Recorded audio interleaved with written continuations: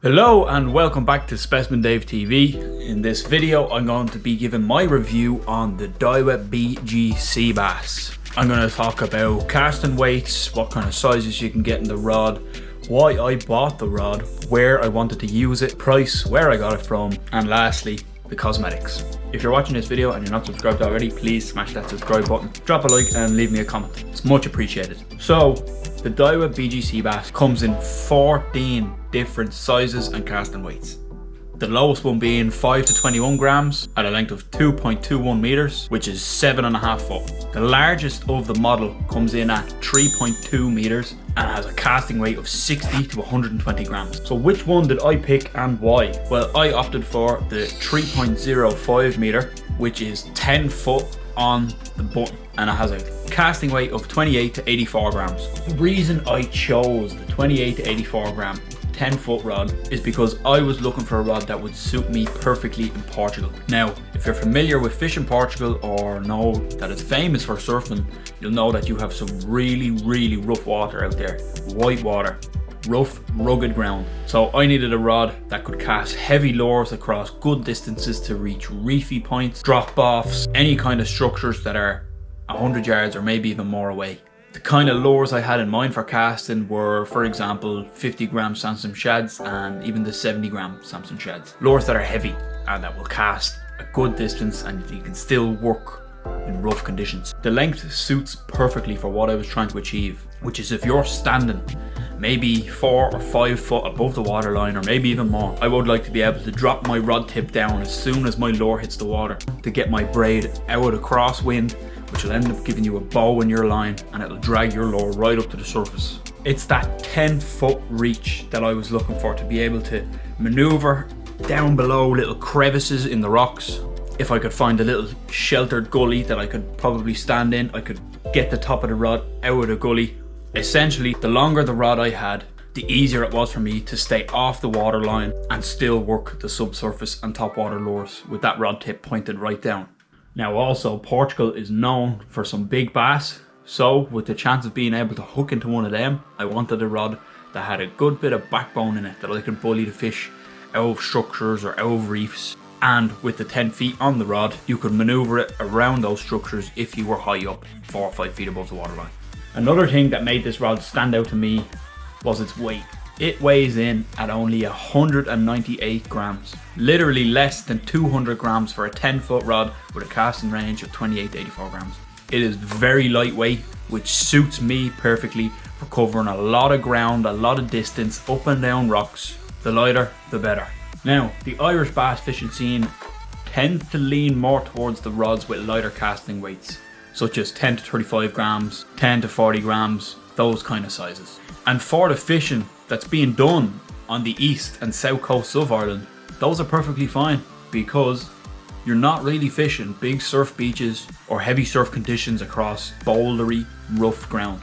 It's much easier to get closer to the water's edge and down to the water level on the east and south coasts. However, the west coast of Ireland can be a completely different story.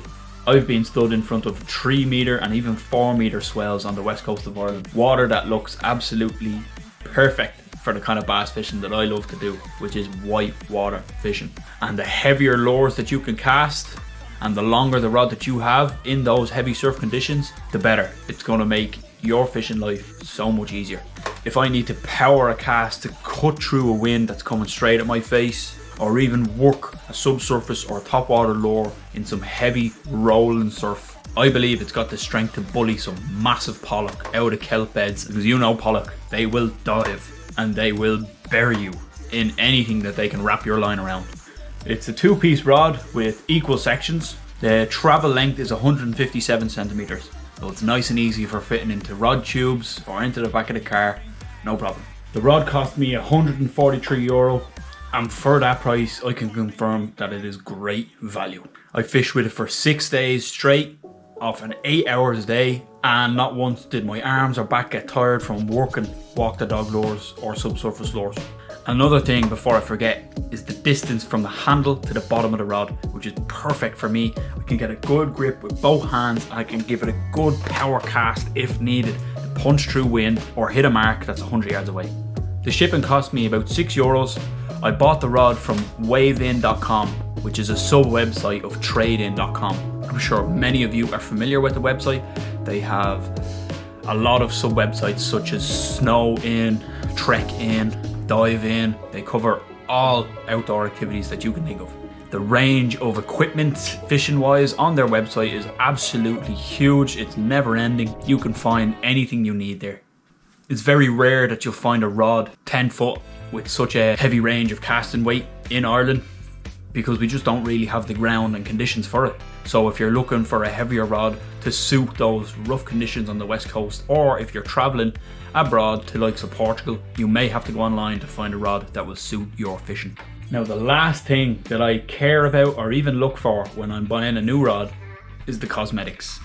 But saying that, this rod is absolutely gorgeous. It's got that carbon fiber style finish. It's got the gold rings and end caps along the reel seat. It is just phenomenal looking. Not to mention that BG stands for black gold. Also, a little plus is that it matches my Penn Spin Fisher perfectly, but that's just a bonus. It's got a high density EVA foam handle, which is very comfortable to hold in your hands. And of course, it's nearly standard on all the rods nowadays. It's got the articulated little lure keeper down above the reel seat to hook your lures onto while you're covering ground. So overall, this rod more than met my needs in Portugal.